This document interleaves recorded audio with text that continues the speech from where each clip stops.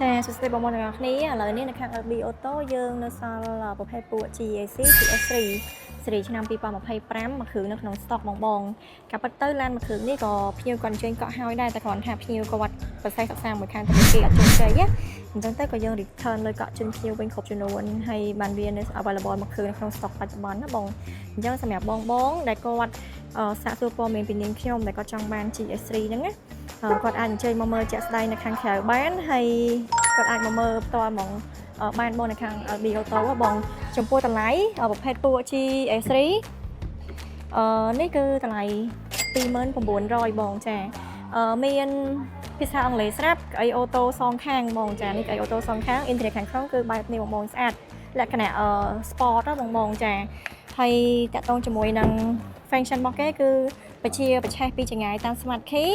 បច្បាត់បើកកញ្ចក់ទាំង4អូតូតាម smart key ជាមួយនឹងបច្បាត់បើកគុតក្រោយអូតូតាម smart key ផងដែរហើយចំពោះ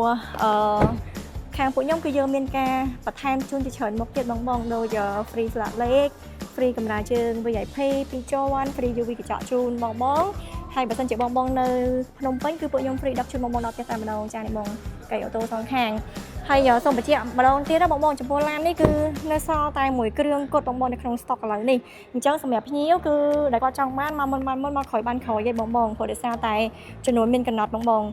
ដូចខ្ញុំបញ្ជាក់ជូនបងអញ្ចឹងថាឡាននេះក៏ពិតទៅគឺត្រូវអស់ហើយប៉ុន្តែភ្ញៀវគាត់អញ្ជើញកក់ប្រសេសមួយខាងធនាគារអត់ជោគជ័យបានន័យថា loan reject ណាបងអញ្ចឹងគឺយើងនៅ available មួយគ្រឿងនៅក្នុង stock អញ្ចឹងសម្រាប់បងដែលកំពុងតែពិចារណាចង់បានរថយន្តមុនចូលឆ្នាំខ្មែរហើយបងឆ្លងរថយន្តបែបលក្ខណៈ SUV ខ្នាតមធ្យម5កៅអីហើយតម្លៃសមរម្យតែ 29,900 បងចាប្រភេទនេះណាបងអាចចេញមកមើលបានហើយតើតើមកនេះខ្ញុំលឿនមកបងព្រោះសារតែចំនួនមានកំណត់មកមុនបានមុនមកក្រោយគឺអស់ហើយបងចាអញ្ចឹងអរគុណច្រើនមានចង្អុលអីផ្សេងអាច